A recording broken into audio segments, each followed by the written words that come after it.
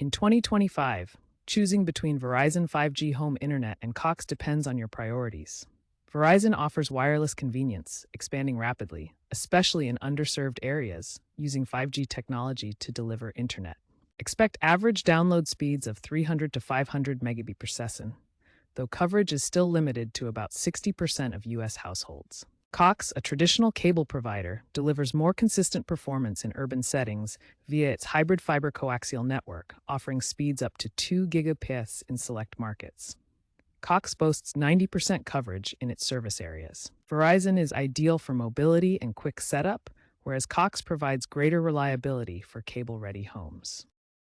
Let's break down the speed, price, and performance of Verizon and Cox. Verizon speeds range from 50 to 1000 Mbps, averaging 200 to 400 Mbps in real-world use.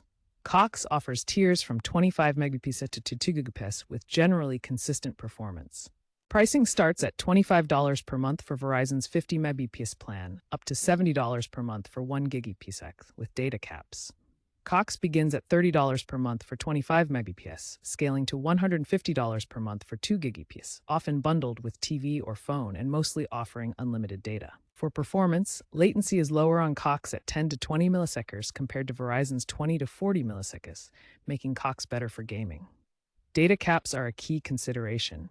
Verizon has limits like 1.5 terabytes on some plans, while Cox offers unlimited data on most. Choose Verizon for flexibility and Cox for stability and consistent speeds.